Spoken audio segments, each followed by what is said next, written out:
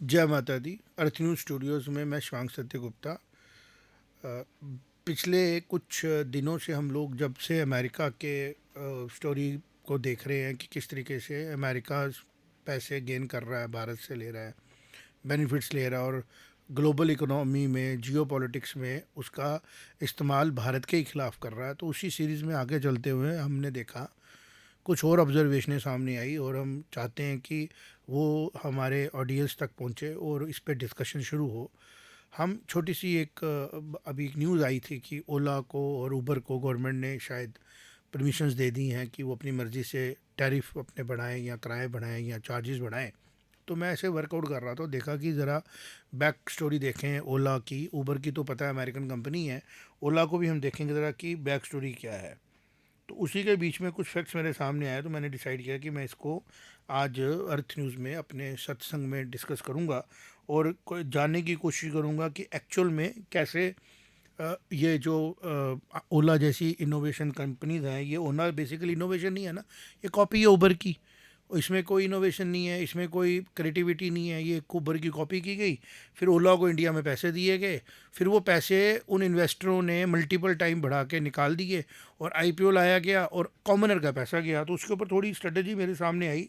मैंने बड़े कीवर्ड्स दे दे के नेट पे जो अवेलेबल था, पहले तो नेट बता रहा था कि लॉस है किसको, सॉफ्ट बैंक को।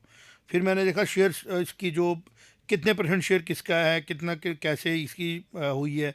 ये बोलते हैं जी इसके ओनर फाउंडर कौन है। इन्होंने कहा जी इसके ओनर फाउंडर जो हैं वो इंडियन है। जब मैंने ध्यान से देखा तो पता लगा कि इंडियन के तो स्टेक्स ही नहीं रहे हुए इसके अंदर। तो आहिस्ता आहिस्ता हम पहुँचते पहुँचते पहुँच गए फैक्ट तक। जो फैक्ट आया वो थोड़ा सा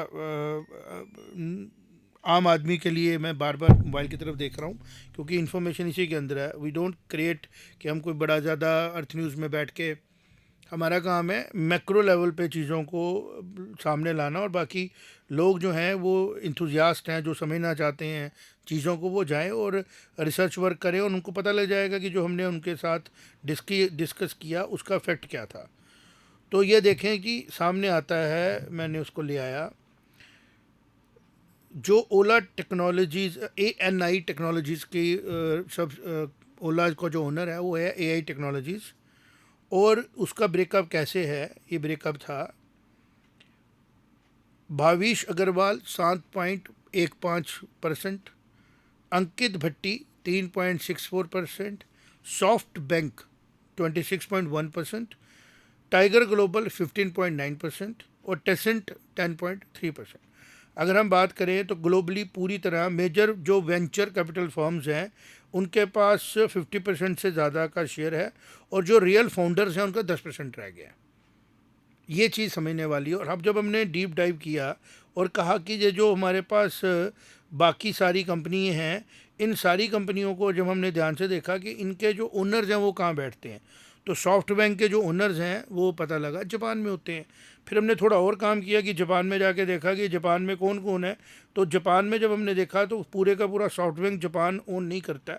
सॉफ्ट बैंक के अंदर भी इन्वेस्टर्स हैं जिनमें कि JP मॉर्गन है, ब्लैक रॉक है और अदर इस किस्म की इन्वेस्टमेंट कंपनीज हैं। फिर हमने कहा कि ज़रा देखें कि जो सॉफ्ट बैंक ने मेजरली इन्वेस्ट किया ओला में, उसको लॉस हुआ प्रॉफिट हुआ। बड़ी मेहनत करने के बाद स्टार्टिंग में तो यही बता रहा था कि उसको लॉस है, लेकिन जब हमने ध्यान से देखा तो हमें ये पता लगा कि सॉफ्ट बैंक ने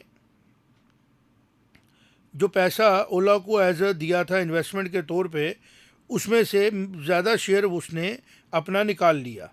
और उसके बाद में जो उसका शेयर बचा उसमें उसने लॉस कैसे शो किया अपना। और अब इसमें नेक्स्ट लेवल में हम देखेंगे टैक्सेस को कैसे इसमें मैनेज किया गया, गवर्नमेंट ऑफ इंडिया को क्या प्रॉफिट हुआ, गवर्नमेंट ऑफ इंडिया को कहाँ कहाँ पे टैक्स का लॉस हुआ जो कि उसको मिल सकता था। उसके लिए हमने थोड़ा सा ब्रेकअप किया और हमें काफ़ी चीज़ें पता लगी। ये पता लगा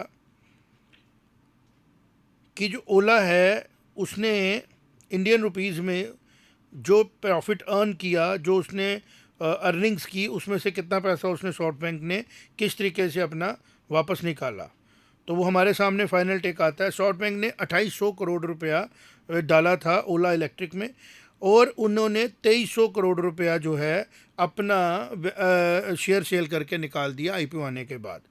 और बाकी का जो उनका पैसा शेयर बचा वो उसमें उन्होंने अभी उसके ऊपर जो वैल्यूएशन आईपीओ की है उसके हिसाब से उन्होंने उसका अपना शेयर मेंटेन किया हुआ है। तो मोटे मोटे तौर पे आप ये देखें कि 2800 करोड़ लगाया, 2300 करोड़ रुपया निकाल लिया, और उसके बाद भी जो शेयर है आपका वो मेंटेन्ड है इसमें सॉफ्ट बैंक इसके ओला के अंदर। तो आप ये समझें कि ये फार्मूला जो लगाया जाता है, ये फार्मूला ये दिखाता है कि जो लॉस हुआ ओला को वो किसने कवर किया। और सॉफ्ट बैंक ने अपना प्रॉफिट कहाँ से लिया? सॉफ्ट ने अपना प्रॉफिट लिया जब उनने आईपीओ लाया। आईपीओ लगा के उन्होंने क्या किया कि जो लोगों से पैसा लिया उस आईपीओ में, शेयर्स लोगों को पिच किए गए, ओला बहुत बड़ी कंपनी बन जाएगी, ओला में बड़े इन्वेस्टर आ रहे हैं, ओला में इन्वेस्टमेंट से थोड़ी कंपनियां बड़ी बनती हैं, उधार लेने से थोड़ी कोई इन्वेस्टमेंट बोल, उधार को आप इन्वेस्टमेंट बोल दो। इंडिया की कंपनी तो नहीं ना रही उसमें, जब मेजर इन्वेस्टमेंट करने वाले लोग जो हैं वो उनके हेड्स बाहर बैठे हैं। और जो पिछले हमने स्टोरी की थी कि कैसे अमेरिका यहाँ से पैसा ड्रेन करता है, किन लूप होल्स का फ़ायदा उठाता है, उसी की कंटिन्यूशन उन्होंने देखा कि सॉफ्ट बैंक जो एक बैंक है जापान से ओरिजिनेट होता है, उसके अंदर भी जापान के शेयर्स नहीं है। तो कुल मिला के बात यह है कि भारत एक 150 करोड़ की जनता के अंदर 150 करोड़ की कंज्यूमर इकोनॉमी के होने के साथ हम कंपैरेटिवली पूरे वर्ल्ड में स्ट्रॉन्ग कंज्यूमर बेस है हमारा। मतलब 12 लाख रुपए तक की आमदन पे भारत में टैक्स ही नहीं है। दुबई की बातें हम कर रहे हैं कि वहाँ टैक्स नहीं है, तो यहाँ पे भी 12 लाख रुपए एक बड़ी आमदन है, मतलब है लोगों की। और अब जैसे ये टैक्स की स्लैब बढ़ी है, आप देखेंगे कि नंबर भी बढ़ेगा। लेकिन जो सॉफ्ट बैंक ने लॉस दिया या इन जैसी कंपनियों ने लॉस दिया, आईपीओ आने के बाद में वो सारा लॉस जो है लाखों इन्वेस्टरों को चला गया होगा। ये वही है कि जहर अगर 10 लोगों को दो तो मर जाएंगे, जहर उठा के आप लाखों लोगों को दे दो, मरेंगे नहीं लेकिन बीमार तो होंगे। पैसा तो भारत के इन्वेस्टर ने लूज़ किया ना, क्योंकि इन्वेस्टर आईपीओ में बाहर का इतना ज़्यादा नहीं था, भारत के लोग थे। अब वो इतना छोटा छोटा लॉस हुआ, किसी का 10,000 हुआ, किसी का 5, उसने परवाह नहीं की। लेकिन गेन किसका हुआ? गेन हुआ उन बैंक्स का जो बैंक बाहर से यहाँ पे आए, जिन लोगों ने इन वेंचर कैपिटलिस्ट की तरह इन्वेस्ट किया, और उन लोगों ने एक इंटरप्राइज को क्रिएट किया जो प्योरली स्टार्टअप ही नहीं है, और जिसने ट्रैफिक नॉर्म्स के ऊपर भी कंप्रोमाइज़ किया। और आज वो लॉबिंग करके या किस तरीके से गवर्नमेंट चाहे किसी भी सरकार की हो, स्ट्रक्चर वैसा ही है। इसके लिए आम पब्लिक में अवेयरनेस क्रिएट करना ज़रूरी है, ताकि आम पब्लिक जब प्रेशर बिल्ड करेगी तो स्ट्रॉन्ग एक्शंस होंगी। गवर्नमेंट ईमानदार है, कमिटेड है, सख्ती से काम कर रही है, लेकिन जो स्ट्रक्चर्स पहले से बने हुए हैं उनको ठीक करने में स्ट्रॉन्ग स्टेप लेने पड़ेंगे। जहां एक तरफ टेररिज्म से दो हाथ कर रहे हैं और दूसरी तरफ प्रोडक्शन को बढ़ा रहे हैं, तीसरी तरफ हमें इस पर भी ध्यान देना पड़ेगा कि जो प्रेजेंट वेल्थ हम अर्न कर रहे हैं भारत में, वो कैसे लूज़ कर रहे हैं into the hands of venture capitalist and people sitting outside India, ताकि जो 150 करोड़ लोग इकोनॉमी जनरेट कर रहे हैं वो 150 करोड़ लोगों में पहला उसका बेनिफिट मिले, और फिर जो बाहर से इन रियल सेंस इन्वेस्ट कर रहे हैं, प्रैक्टिकली इन्वेस्ट कर रहे हैं, उनको भी प्रॉफिट हो। चाहे वो प्रॉफिट उनका वेल्थ ग्रो करके हो, चाहे वो प्रॉफिट उनको इंटरेस्ट से हो, चाहे वो कैसे भी हो, लेकिन वो जेन्युइन प्रॉफिट हो।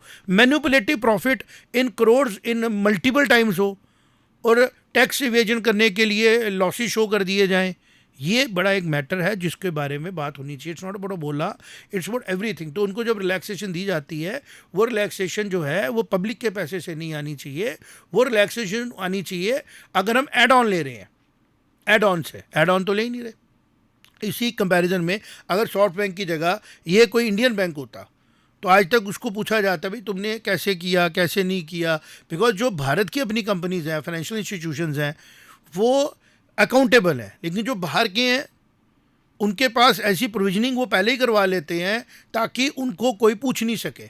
और अगर वो कोई मैनिपुलेशन कर रहे हैं, जैसे हमने स्टोरी की थी कि किस तरीके की अमेरिका की जो कंपनीज हैं वो लाइसेंस के नाम पे 70% रेवेन्यू ले जाती हैं और शायद उनको उन पर टैक्सेस भी नहीं पड़ते हैं। तो हम इसके ऊपर एक एलेबोरेट स्टडी भी कर रहे हैं, बट टिल देन अपने अर्थ न्यूज़ के ऑडियंस को हम ये बता रहे हैं कि ये जो मिसमैनेजमेंट है इसका सीधा सीधा असर आम आदमी को पड़ता है, और गवर्नमेंट जो है वो फाइनेंशियली अपने आप को वीक महसूस करती है। क्योंकि भारत में सबसे बड़ी प्रॉब्लम क्या है कि पॉलिटिक्स में उनको गवर्नमेंट में वापस आने के लिए एक नरेटिव को हैंडल करना पड़ता है जबकि भारत में हम लोग बहुत आगे बढ़ चुके हैं। भारत की जो पिछले 10-12 साल से सरकार चली, 10 से 1 साल से सरकार चली, उसने एक लीप एंड बाउंड्स के हिसाब से पॉलिसी मैटर पे काम किया। तो उसी में ऐड ऑन हम कर रहे हैं कि कुछ चीज़ें हम लोग यहाँ से शुरू करें, आम डिबेट्स में आए और फिर वो वहाँ तक पहुँचे कि अब आम जनता को भी ये सवाल पूछना है कि जिस आईपीओ ने आने के बाद लॉस देना था, उसको आने से पहले अगर रोका जाता तो शायद इस किस्म की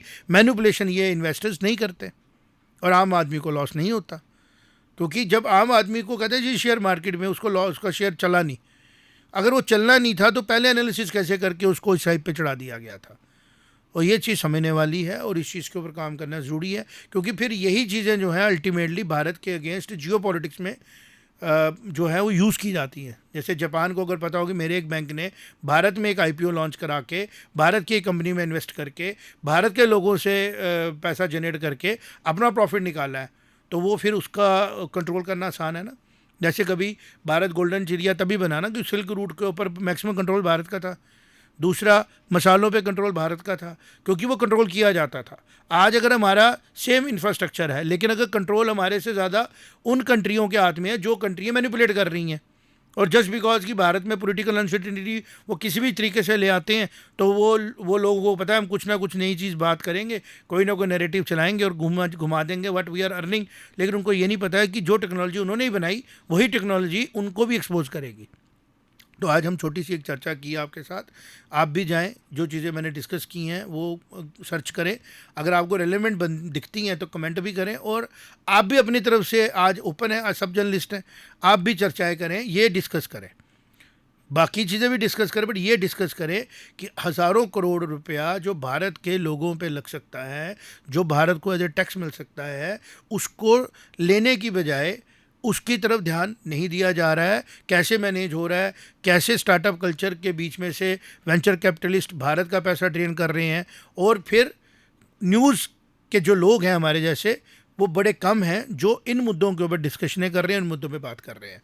मैं एलेबोरेट तरीके से, मेरा अर्थ न्यूज़ का न्यूज़पेपर आप ई सब्सक्राइब कर सकते हैं, या आप हमारी वेबसाइट पे जाके हमारा ई पेपर दे सकते हैं। कुछ डिटेल्स जो है वो ऐसे पॉडकास्ट में देना पॉसिबल नहीं होता है, और होता भी है तो इंटरेस्ट शायद उतना ना आए। आप वहाँ जाके उसको डिटेल लें, देखें, और आप उसमें भी अपनी तरफ से ऐड करें। जय माता दी।